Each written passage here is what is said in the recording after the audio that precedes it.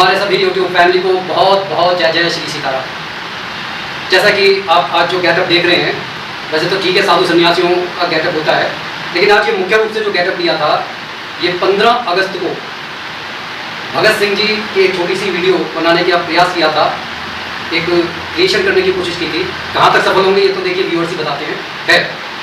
हम आज आते हैं अपने उस महत्वपूर्ण टॉपिक पर, जो टॉपिक हमारे जीवन में जो ग्रोथ के अंदर बाधाएं आई हुई हैं उनको कैसे दूर किया जाए, अपनी कामनाओं की पूर्ति कैसे की जाए, और धर्म अर्थ काम मोक्ष किस तरीके से, मतलब जो चाहे वो हमारे को मिल जाए। आज का ये टॉपिक मुख्य रूप से जन्माष्टमी पर किए जाने वाले उन महत्वपूर्ण 4 उपायों को लेकर आया हूँ, जो करने से हमारा समाज में यश बढ़ता है, सम्मान बढ़ता है, धन में वृद्धि होती है, सुख समृद्धि बढ़ती है। जो जन्माष्टमी की रात्रि आती है वो मोहनिशा को मिटाने वाली रात्रि है, जो अंधेरे से उजाले की तरफ हमारे को लेकर चली जाती है। और सारे ही लोग दरअसल धन के पीछे नहीं जा रहे। कई लोगों को अपनी शांति अति महत्वपूर्ण लगती है, वो आध्यात्मिकता की तरफ बढ़ना चाहते हैं। तो ये जो जन्माष्टमी का उपाय है, जो व्यक्ति जिस तरीके से चाहे इस उपाय को भगवान कृष्ण के सामने रखे। सबसे पहले तो हमारे को ये जान लेना चाहिए, और ज़्यादातर लोग सभी को पता भी होगा, कि भगवान श्री कृष्ण का जन्म रोहिणी नक्षत्र में भादो मास के कृष्ण पक्ष की अष्टमी तिथि को हुआ था, जो इस बार 15 तारीख को 11:45 पर रात्रि में लग रही है, और जिसका जो समापन होगा अगले दिन 9:37 पर होगा, 16 तारीख को। लेकिन जो भगवान श्री कृष्ण का हम इस समय जन्मदिन मनाएंगे, वो बिना रोहिणी नक्षत्र के हमारे को मनाना पड़ रहा है, क्योंकि वो रोहिणी नक्षत्र अगले दिन 17 तारीख को लगकर 18 तारीख को समाप्त हो रहा है। तो भगवान श्री कृष्ण की जो ये पूजा है, इसमें चंद्रोदय का बहुत महत्व है, और चंद्रोदय लगभग 11:42 पर होगा, और उस समय चंद्र दर्शन करने चाहिए, खीर का भोग लगाना चाहिए। भगवान कृष्ण का जब जन्म होगा 12:04 से 12:47 तक हमारे पास में वो समय होगा जब हम पारण करते हैं। कुछ लोग भगवान की पूजा करने के बाद उसी समय पारण कर लेते हैं, और कुछ लोग भगवान को अर्घ्य दे देते हैं। अर्घ्य देने के बाद में जब ये मान लिया जाता है कि भगवान का जन्म हो चुका है, वह सुबह पूरी निष्ठा के साथ नहा धोकर स्नान करने के बाद में ही अपना पारण करते हैं, और वो पारण का समय लगभग 5:51 पर आप कर सकते हैं। तो सबसे महत्वपूर्ण ये बात है, जो उपाय बताए जाएंगे, जैसे कि अब जो उपाय जन्माष्टमी पर करने हैं, वो हमारे को ब्रह्म मुहूर्त में उठ जाना है, और उस उपाय का संबंध रात्रि में भगवान के जन्म के बाद से भी लिंक करता है। इसलिए गौर से बिना स्किप किए इस वीडियो को अंत तक देखें, तो आपको लाभ 100% मिलने की संभावना है। क्योंकि देखिए, साधना करने से सफलता अवश्य मिलती है, इसमें कोई, क्योंकि भाग्य भी उसी का साथ देता है और देव भी उसी का साथ देता है, जो सबसे पहले स्वयं कदम बढ़ाकर आगे बढ़ने के लिए तैयार है। तो सबसे पहली बात, सबसे पहला उपाय आपके लिए जो समस्त कामनाओं की पूर्ति करने वाला उपाय है, वो है तुलसी दल का उपाय। क्योंकि इस दिन खास तौर पर हमारे को भगवान कृष्ण की जिस दिन पूजा की जाती है, उस दिन तुलसी की पूजा का विशेष महत्व है। आप अपनी नित्य क्रिया से निवृत्त होकर जो भी आपकी पूजा है, सूर्य को अर्घ्य देने तक आप उस पूजा को कर लीजिए। उसके बाद में आपको माता तुलसी की पूजा करनी है। इस पूजा के निमित्त आपको एक पात्र में थोड़ा सा गंगा जल लेकर फिर उसे जल से भर लें।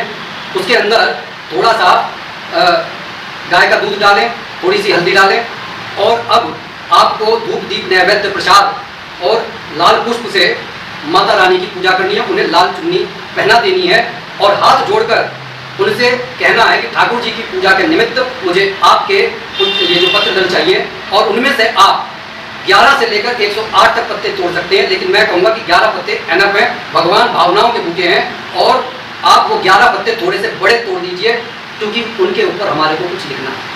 अब लिखना क्या है? लिखना है हमको पीली चंदन से थोड़ा सा गीला कर लीजिए राधा। देखिए, बड़ी महत्वपूर्ण चीज़ है। अगर कृष्ण की, भगवान श्री कृष्ण का अगर आशीर्वाद चाहिए, अगर उनका सानिध्य चाहिए, तो आपको राधा रानी को प्रसन्न करना पड़ेगा, तुलसा जी को प्रसन्न करना पड़ेगा। कथाएं जो शास्त्रों में फैली हुई हैं, वह यह बताती हैं, जब संसार में ये खबर फैली कि भगवान श्री कृष्ण का जन्म होने वाला है, तब पूरे ब्रजमंडल में तुलसी दल इतनी फैल गई, उन्होंने पूरे ब्रजमंडल को अपने से स्वयं से आच्छादित कर लिया कि वह इतनी प्रफुल्लित हो गई कि मेरे प्रभु मेरे से मिलने के लिए ब्रजमंडल में आ गए। तो उनको भगवान श्री कृष्ण का ये आशीर्वाद भी मिला कि अगर मेरी पूजा में आपको शामिल नहीं किया जाता तो वो पूजा वर्जित हो जाएगी, उस पूजा का फल पूर्णता उस भक्त को मिलेगा नहीं। तो कहने का ये अर्थ है कि तुलसा माता जी के सामने हाथ जोड़कर 11 पत्ते तोड़कर उन पर राधा नाम लिखिए पीले चंदन से। और अति महत्वपूर्ण ये बात है कि अब इसको सुखाने के बाद भगवान को अर्पित कब करना है, भगवान श्री कृष्ण को अर्पित करना है। सुखाने के बाद में इसे पीले धागे से एक छोटी सी प्यारी सी माला बना लीजिए। और जब आप ये माला बनाएं उस समय आपके मन में भगवान श्री कृष्ण का जो है कोई भी मंत्र चल रहा हो, कोई भी जो भी आपको भगवान श्री कृष्ण का प्यारा मंत्र लगता है उस मंत्र को आप जाप करते चलिए। अब जब आपने तुलसी जी की जो पूजा कर ली है वहां पर जो है इस माला को लेकर 11 परिक्रमा कर लीजिए और इस माला को जो है इस समय मंदिर में रखिए, एक आराम से एक शीशे की कटोरी में रखिए। रात्रि में जब भगवान श्री कृष्ण का भोग लगाया जाता है खीर के साथ, उस समय ये माला भगवान श्री कृष्ण को अर्पित कर दीजिए, अपनी मनोकामनाएं कह दीजिए। संसार में ऐसी कोई कामना नहीं है जो भगवान श्री कृष्ण तब पूरी ना करें जब राधा भी साथ में और तुलसी भी साथ में हो।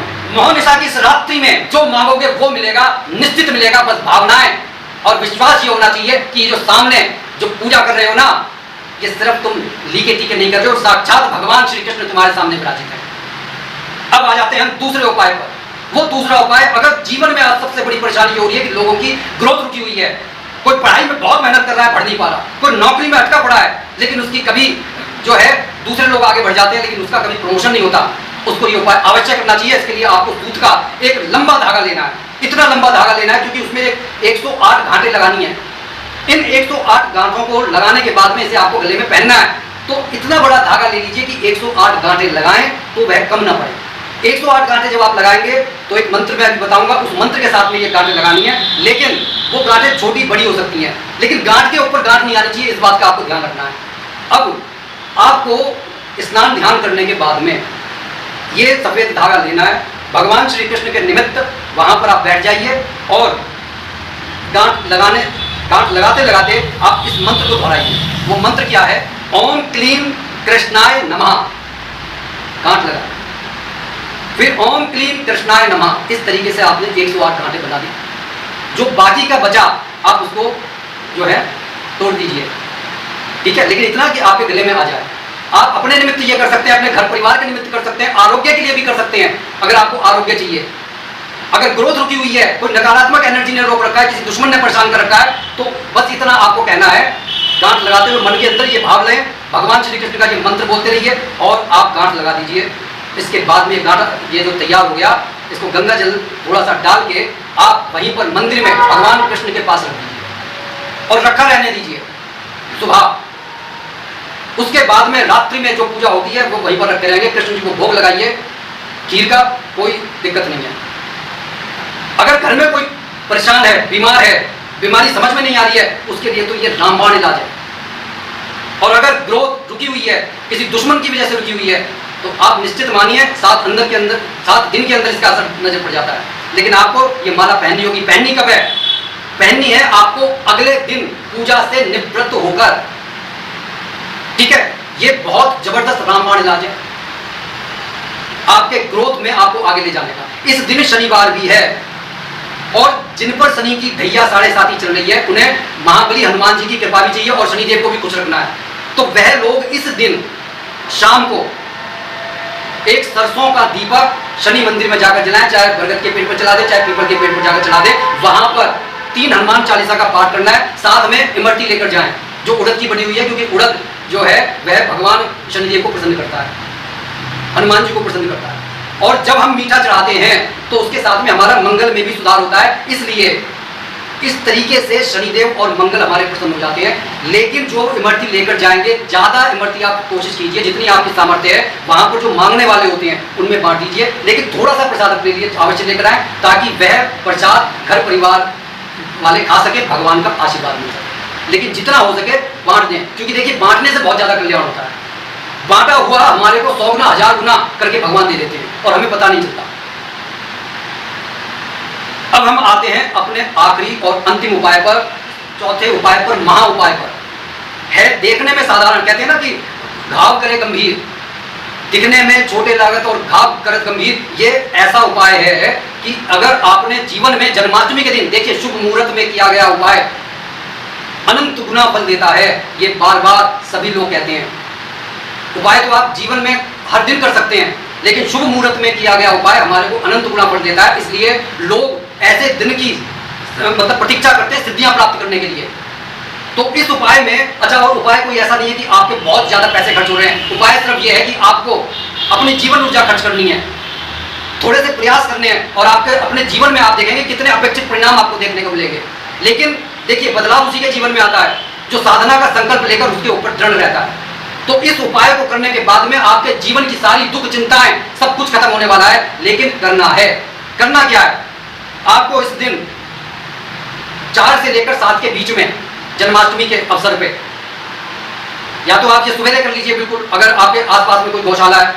अगर गौशाला नहीं है तो 5 गाय अगर कहीं पर आपको मिल जाए, उस पर आपको घर की बनी हुई रोटी पर मक्खन लगाकर, मिश्री रखकर बड़े प्रेम भाव से गाय को खिलाना है। 5 गाय को 5 रोटियां आपको खिलानी है, और इनके जो चरण रज है, गौरज है, आपको वो भरकर अच्छी तरीके से, जो मिट्टी होती है जहां पर वो खड़ी हो, उसको ले आइए।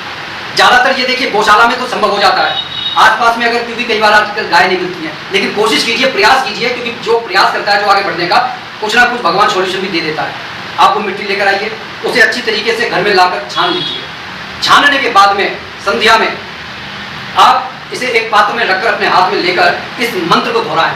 मंत्र को ज्यादा बड़ा नहीं है, बस 11 बार ही आपको दोहराना है। यह मंत्र ये है, ओम श्री कृष्णाय गोविंदाय गोपालाय नमो नमः, ओम श्री कृष्णाय गोविंदाय गोपालाय नमो नमः, ओम श्री कृष्णाय गोविंदाय गोपालाय नमो नमः। इस तरीके से आपको 11 बार जो है मंत्र का जाप करने के बाद में उस मिट्टी को वहीं पर रख देना।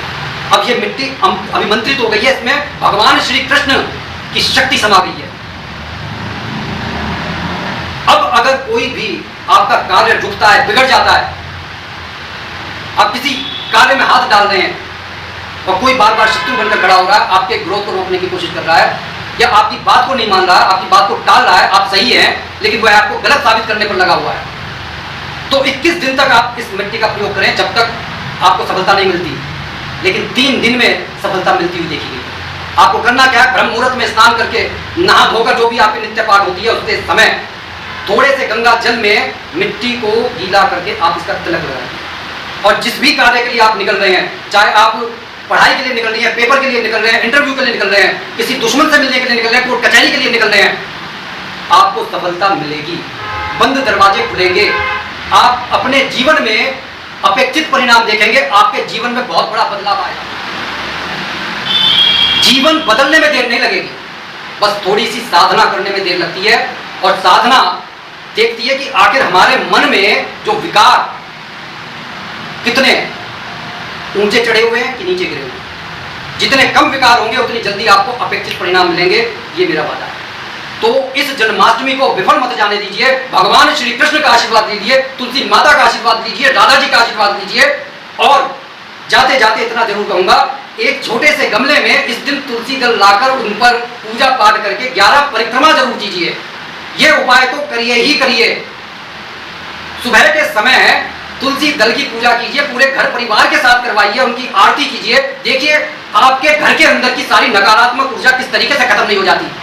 लेकिन जो लोग कहते हैं कि अरे ठीक है, ये सब तो बेकार की चीजें, तो जिसके लिए बेकार की चीजें उसके लिए बेकार की रहेगी। लेकिन आप आजमा कर देखिए, आपको अपने जीवन में भगवान का आशीर्वाद न मिले तो मेरा नाम बदल देना। इसी के साथ मैं अपनी वाणी को विराम दे रहा हूं। जो भी भाई बंधु हमारे चैनल पर नए हो, कृपया इसे सब्सक्राइब कर लें। कमेंट बॉक्स में इष्ट देव का नाम लिखना ना भूले, ज्यादा से ज्यादा शेयर करें ताकि और भी लोगों का कल्याण हो। बोलिए जय जय श्री सीताराम।